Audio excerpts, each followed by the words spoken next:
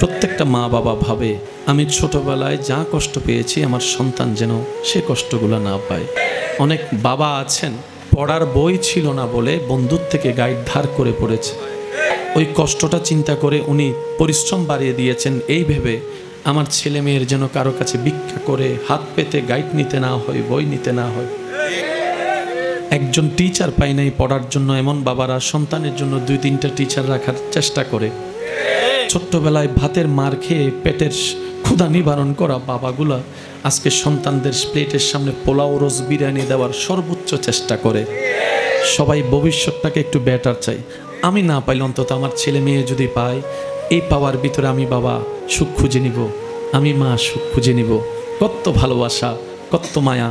অথচ হাসরের ময়দানে সে বাবা সন্তানকে বলবে আমি তোকে চিনি না, আমি তোকে চিনি না।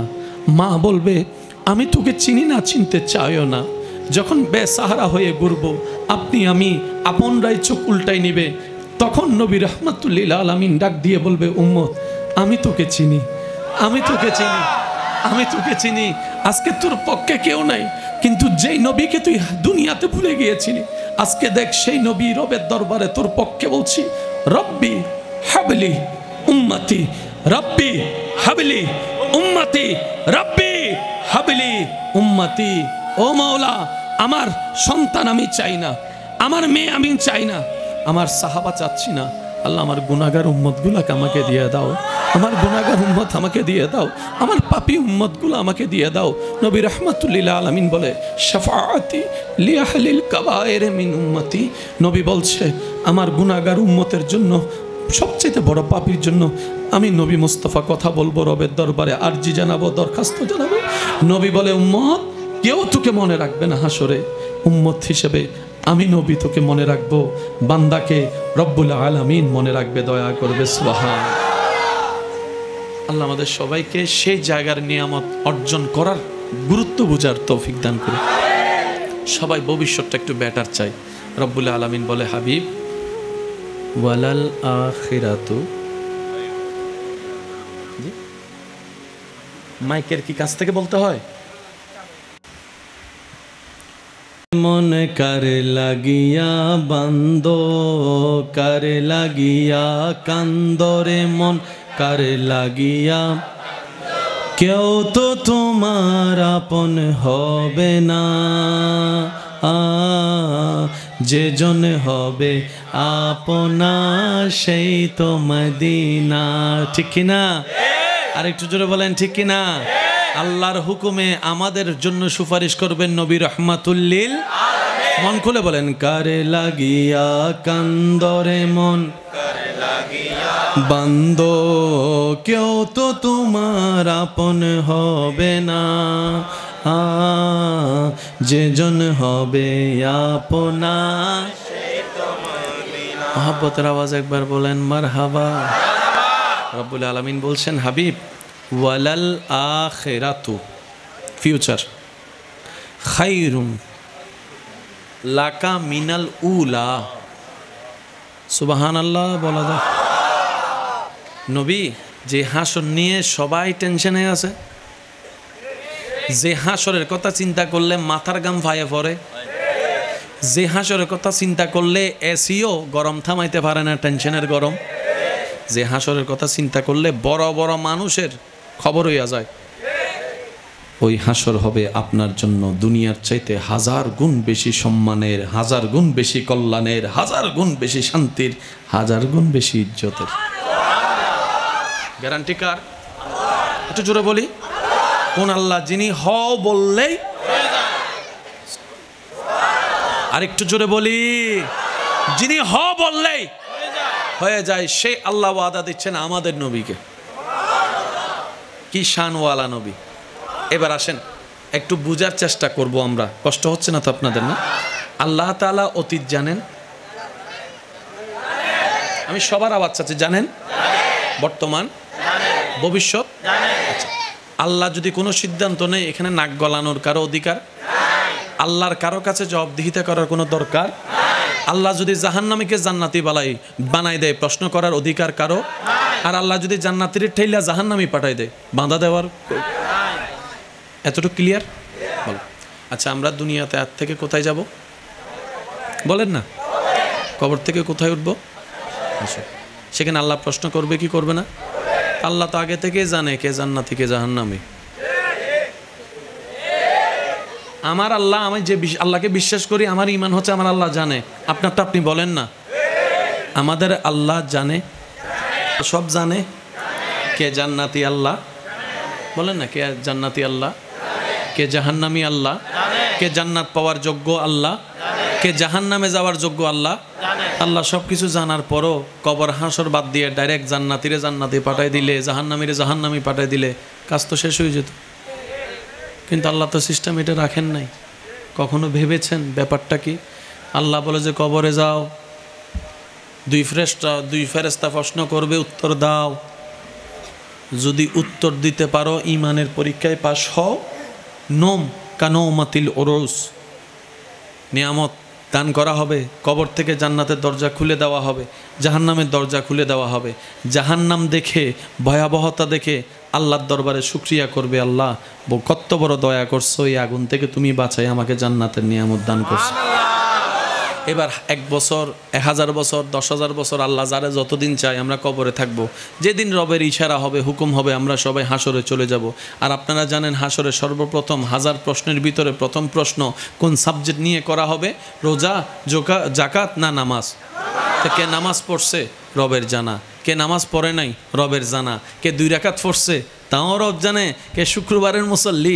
সেটাও রব জানে। কে তারাবির মধ্যে ইমাম সাহেবের খতম তারাবি পড়তে দিয়া বাহিরে যায় বাতাস খাইছে?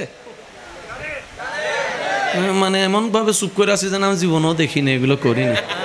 ইমাম সাহেবের রমজান মাসে গরমের ভিতর হত হুজুর অনে ফরন, আর আসি বাদ দি, ঠিক আছে না? হদ্দি বদ্দা তোর রুকু যাইব গো, তো হদ্দে দিন টেনশন ন করিছি নাই জানি হত উজুর রুকু যাইব। আহতে কি উজুর মিস কল দিব নাকি? হদ্দ ওই নাই বুঝি কেনে হদ্দ উজুর যাতে টানুগ্য মারিব। ইল্লে কিছু মুসল্লি আওয়াজে বিল আস্তে করে গো হই, ইল্লে কিছু মুসল্লি আছে না উজুর যাতে টান্ন মারে ওয়ালাদ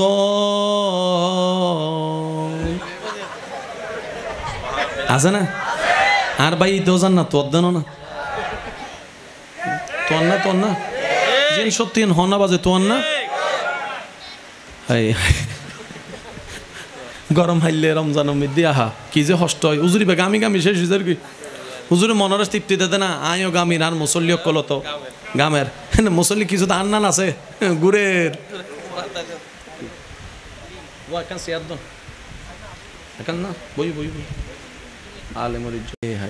মনে রাখবেন আল্লাহ তাআলার প্রত্যেকটা কাজের মধ্যে হিকমত আছে, আর প্রতিটা হিকমতে আল্লাহ তাআলা বান্দার কল্যাণ লুকায়িত রেখেছেন। সবসময় মাথায় রাখবেন, আল্লাহ তাআলা যদি আপনার থেকে কিছু কেড়ে নেয়, বুঝে নেবেন সেটা আপনার জন্য ভালোর চাইতে ক্ষতির সম্ভাবনা বেশি বলে রব সেটা কেড়ে নিয়েছেন। রব দেখছে আমার বান্দা থেকে যদি এটা আমি কেড়ে নিই, সে কষ্ট পাবে 2 বছর, কিন্তু এটা যদি বান্দার কাছে থেকে যায় কষ্ট পাবে আজীবন। এমন মা বাবা কি আছে যে সন্তানের খুশিতে খুশি হতে পারে না? এমন মা বাবা তো নেই। তা আমরা মা বাবা যারা আছে, সন্তানের মা বাবা, এই সন্তানের মা বাবারা সব সময় চেষ্টা করে সন্তানের ইচ্ছাগুলো পূরণ করার জন্য। কথা বলেন ঠিক কি না? সন্তানের ইচ্ছা পূরণ করার চেষ্টা করে, স্বপ্ন পূরণ করার চেষ্টা করে। কিন্তু ক্লাস 4 এর সন্তান যদি বলে বাবা আমাকে একটা আইফোন দাও, দিবে? বলেন না দিবে? সামর্থ্য থাকার পরও দিবে? কেন?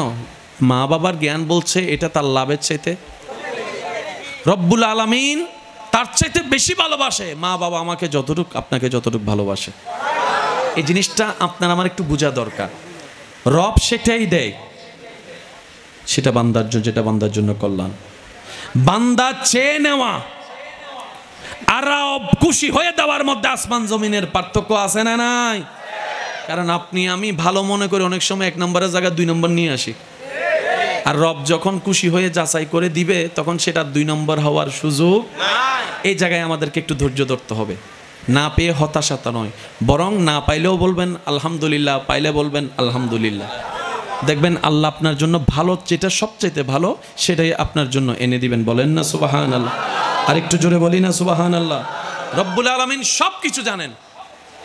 কিন্তু হাসরটা যদি না রাখতেন কয়েকটা জিনিস মিসিং হয়ে যেত, আমরাও আর জান্নাত পাওয়ার সুযোগ থাকতো না। কেন একটু বুঝেন, কষ্ট হচ্ছে না তো আপনাদের? ভাই বিরক্ত হচ্ছেন? যিনি আইন বানায় উনি আইন ভাঙ্গাটা সুন্দর না, কি বলেন আপনারা? যিনি আইন বানায় উনি আইন ভাঙ্গাটা এটা এক প্রকার অন্যায় এবং এটা অসুন্দর বিষয়। রব বলে যে আমি আইন বানাইছি, বিচার করব, হিসাব নিব। আমি যদি ডাইরেক্ট এরকম করি তাহলে তো হচ্ছে না। এবার আমরা বললাম আল্লাহ তুমি যদি হাসরে হিসাব নেওয়া শুরু করো তাহলে গেছি, আমি তো গেছি, আপনারটা আপনি জানেন। তুমি যদি সেকেন্ডের হিসাব নেওয়া শুরু করো তাহলে জাহান্নাম ছাড়া আমার আর। রব বলে যে টেনশন করস কেন? আনার রহমান, আনার রহিম, আনাল গফফার, আনাল মালিক, আমি আছি তো, তুই টেনশন করিস না, আমি আছি তো। দেখ না তোদের রব আমি কি করি তোদেরকে বাঁচানোর জন্য। আমরা বললাম আল্লাহ সামান্য স্কুলের হিসাব দিতে আমাদের ঘাম ঝরে যায়, অফিসের হিসাব টান দিলে, অডিট টান দিলে আমাদের রাতের ঘুম হারাম হয়ে যায়, যদিও সেটা কাগজে লেখা আছে। সারা জীবনের প্রত্যেকটা সেকেন্ড কি কি করছি এগুলাই তো মনে নাই। ডান কাঁধের বাম কাঁধের ফেরেস্তা ফাইলটা দিলে হয়তো মনে পড়লেও পড়তে পারে। আল্লাহ তুমি যদি সেকেন্ডের হিসাব নাও মিসকল আজাররা বলে, আমি তো পার পাবো না, আমি নিশ্চিত ডাইরেক্ট জাহান্নাম, আমার কোনো উপায় নাই।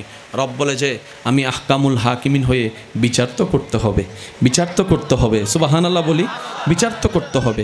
আর বিচারকের দ্বারা হচ্ছে যিনি বিচারক হন, বিচারের আসনে বসার পর ওনার আপনও চিনার দরকার নাই, পরও ভাবার দরকার নাই, যা আইনে আছে সেটাই উনি করবে। এটাই হচ্ছে বিচারকের ধারা। কথা বলেন ঠিক কিনা? রব্বুল আলামিন বলে আমি তোদের হিসাবে বিচার করব যেভাবে বিচার করা দরকার একজন বিচারকের।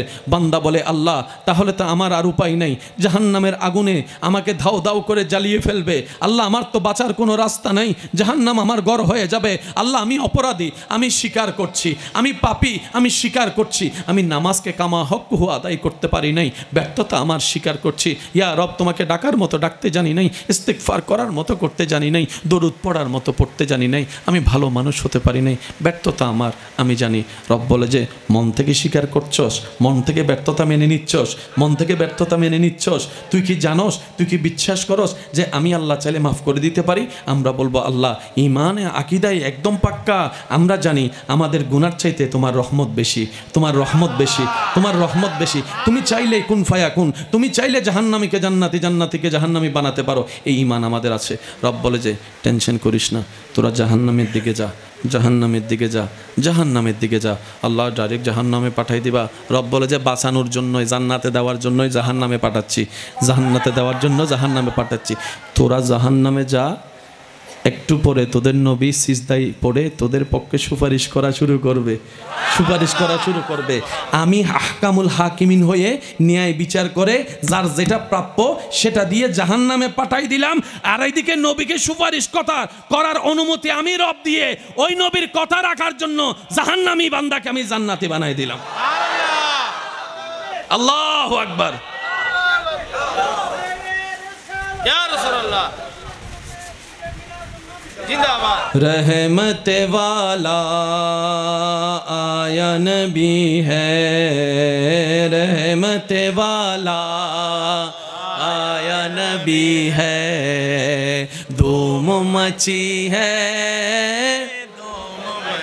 নবীর উম্মত সবাই একই আওয়াজে रहमत वाला आया नबी है, धूम मची है, धूम मची है। मोहब्बतेর আওয়াজে একবার বলেন মারহাবা। আরেকখানা জোরে হবো না? একজন বান্দা বুকের মধ্যে হাত রেখে বলেন তো আমি আমার আমল দিয়ে জান্নাতে যাব। 5 ওয়াক্ত যে নামাজ পড়া ইমাম সাহেব হইতো না, বাস্তবতা। আই ডাক্তার হতা হলে ডাক্তার হবো তো উজুরে নিজের হতা না হয়, তাহলে আগে আর হতা হই দি। বাস্তব যেটা সেটা। ইমাম, মুয়াজ্জিন, খতিব, বক্তা, হুজুর পারবো না। নামাজ দিয়ে জান্নাতে যেতে পারবেন? সবাই এক বাক্যে বলবেন নামাজ দিয়ে আসলে ভাই জান্নাতে যাওয়া যায়, কিন্তু জান্নাতে যাওয়ার জন্য যে কোয়ালিটির নামাজের দরকার আমার কাছে নেই। একটু বুঝে বুঝেন, ভুল ধরার মানুষের অভাব নাই ভাই। হই এক মিক্কে লই যাবে আরেক মিক্কে, নামাজ জান্নাতে নিয়ে যেতে পারে, কোনো সন্দেহ। কিন্তু যেই নামাজ জান্নাতে নিয়ে যাওয়ার জন্য নামাজের যে কোয়ালিটি থাকা দরকার, ওই কোয়ালিটিওয়ালা নামাজ আমাদের, তাহলে ব্যর্থতা কি নামাজের না আমাদের? Very good. রোজা জান্নাতে নিয়ে যেতে পারে, আল্লাহর হুকুম, কিন্তু সেই রোজা আমাদের কাছে, কারণ রোজা রাখছি ঠিকই, দুপুরবেলা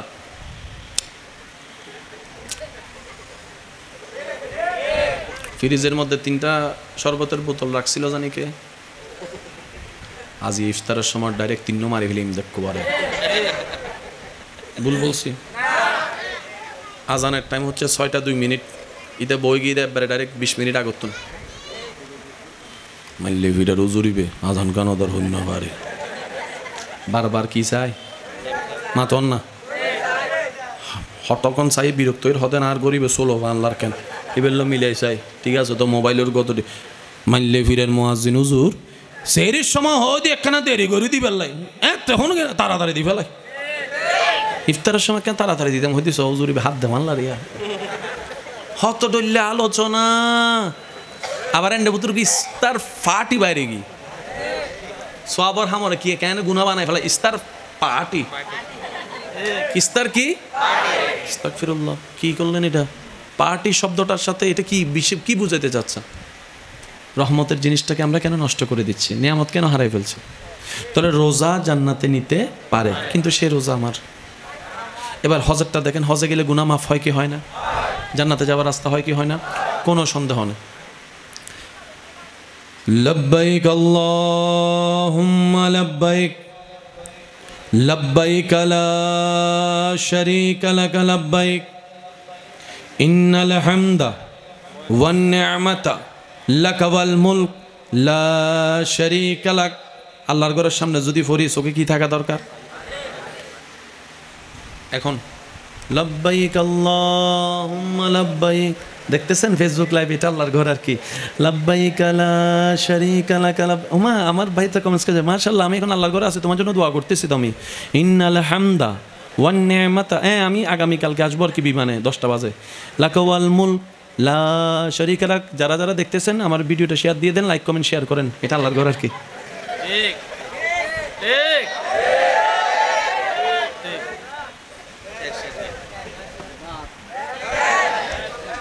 জান্নাত পাওয়ার জন্য আল্লাহকে খুশি করার দরকার। আল্লাহকে খুশি করতে একজন অভাবী পরিবারের সদস্য আত্মীয়র কাউকে, ওই ছেলেকে পড়াইতে পারে না, মেয়েকে পড়াইতে পারে না, বিয়ে দিতে পারে না, দিলাম কিছু। 5 বছর পরে 2-1টা কথা হয়েছে আর কি, বলে গিয়েছ আল্লাহ তোর মাইয়ে বেবে হাট টিয়া দিয়ে বিয়ে দিওস, শেষ নহত তো বেগুনে আরেকখানা জোর হ না বেগিন। আল্লাহ তুই আনলে দিয়েছ না নাম আনলে দিয়েছে, আল্লাহ না অনলি ফর ইউ, তো আনলে দিয়ে দি, আল্লাহ আনলে দিলে আবার হোঁড়া গামাল্লি। কথা বলেন কথা বলেন কথা বলেন। আমল আছে, কিন্তু আমরা আমাদের বেশি পণ্ডিতটাই করতে যাইয়া। এবার আমি কথাটা বলি শুনেন, সচ্চা নামাজ জান্নাতের সাথে কোনো সন্দেহ নেই, সচ্চা রোজা, সচ্চা হজ, সচ্চা জাকাত, সচ্চা নেক আমল জান্নাতের সাথে কোনো সন্দেহ নাই, কিন্তু যে কোয়ালিটিওয়ালা আমলগুলো থাকা দরকার আমার কাছে নাই। আপনারটা আমি জানি না ভাই, আপনারটা আপনি ভালো জানেন, আমার কাছে নাই। এবার আমাকে যদি জিজ্ঞেস করেন কোন ভরসায়, আপনাকে যদি জিজ্ঞেস করা হয় কোন বর্ষায় হাসরের পথে পাড়া দিবেন, যদি বলতে পারি আমার রবের রহমতের বর্ষায় যাচ্ছি, রবের রহমতের বর্ষায় যাচ্ছি, সুবহানাল্লাহ জোরে বলেন না।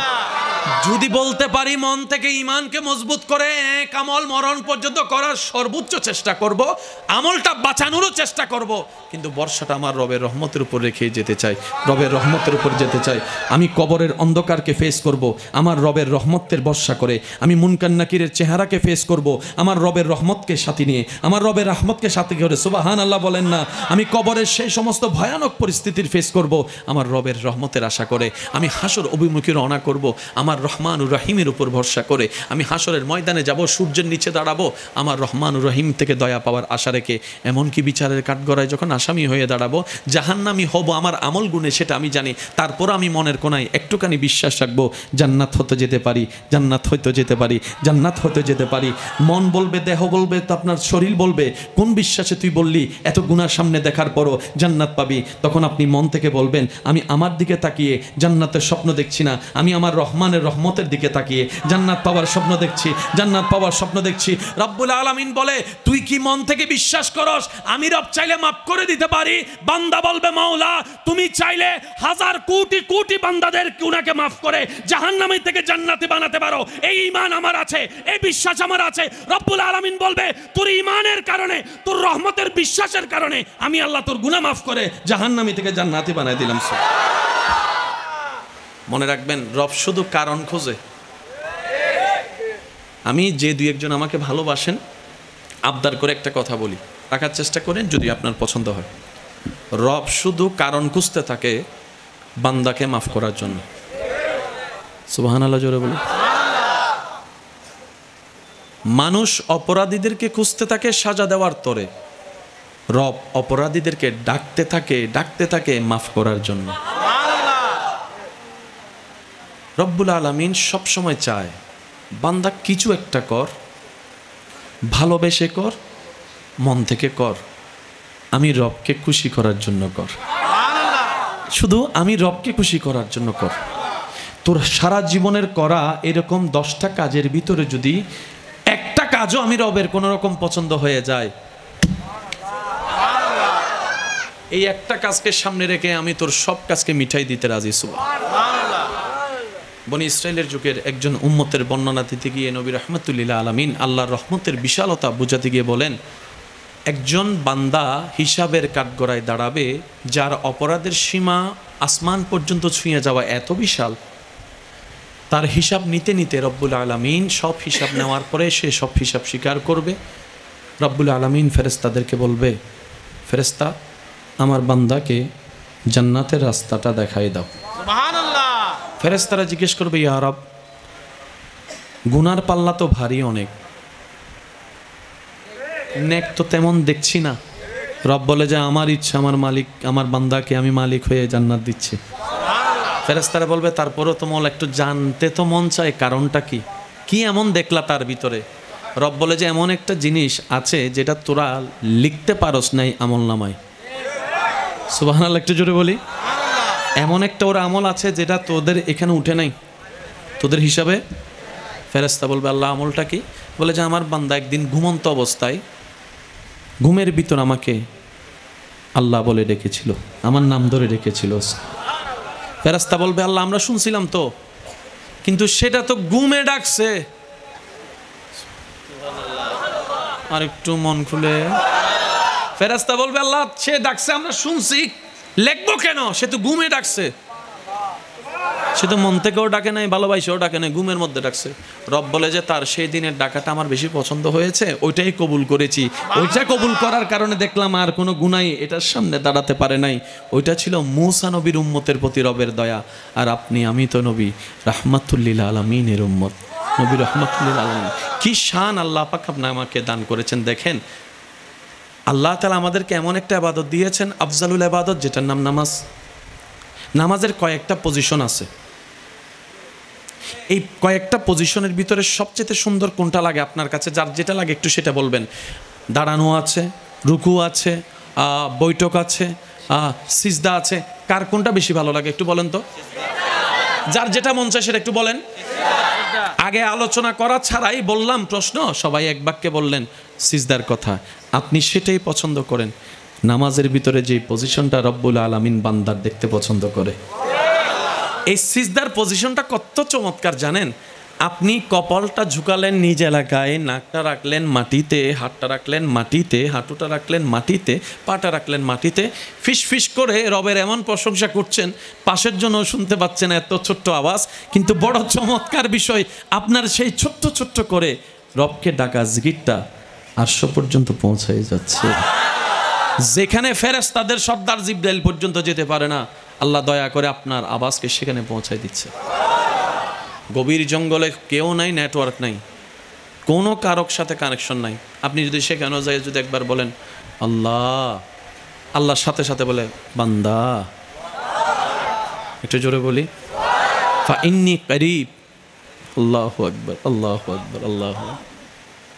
রাত গভীর হলে সম্পর্ক দুনিয়ার সাথে ছিন্ন হয়। একটু বলি, রাত যত গভীরের দিকে যাবে আপন তত পর হয়।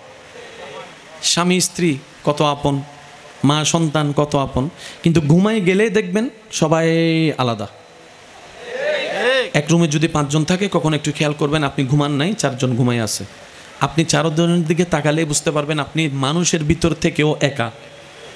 একটু খেয়াল করে যদি দেখেন 4 জন মানুষ অলরেডি আছে ঘরে, স্বামী আসছে, স্ত্রী আছে, তারপরও কেমন জানি নিজেকে রুমের দিকে তাকালে, নিজের দিকে তাকালে একা একা মনে হয়, একা একা মনে হয়।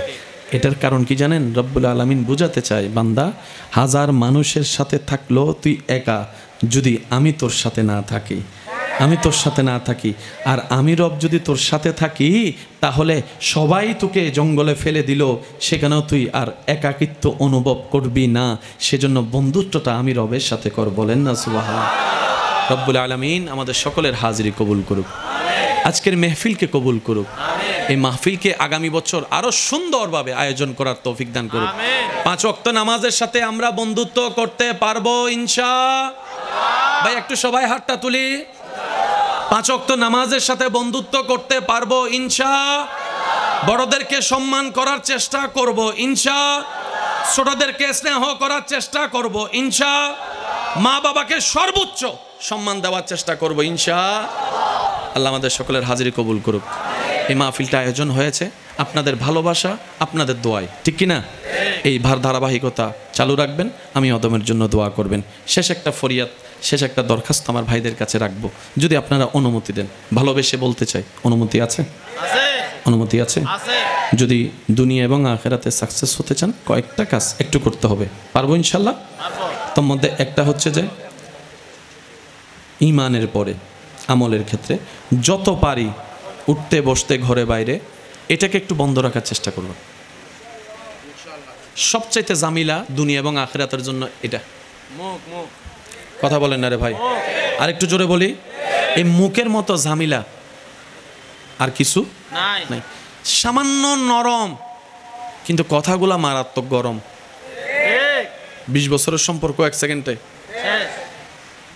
এই জবান বন্ধ রাখার চেষ্টার সবচেয়ে উপায় হচ্ছে দাঁত দিয়ে জিহ্বা কামড়াই ধরা।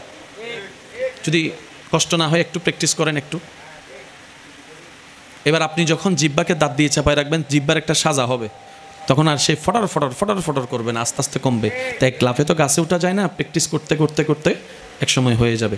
দেখবেন অনেক সময় আপনি যখন মুখ বন্ধ করবেন আপনার মনে চিল্লাবে, বল বল, ওইটা বল, ওইটা বল, ওইটা বল। এই জায়গাটাকে একটু কন্ট্রোল করতে পারলে দেখবেন ওয়াইলুল্লি কুল্লি হুমাজাতিল লুমাজা থেকে আল্লাহ আমাদেরকে হেফাজত করে ফেলবে। আল্লাহ পাক আমাদের এই আজকের আয়োজনকে কবুল করুক।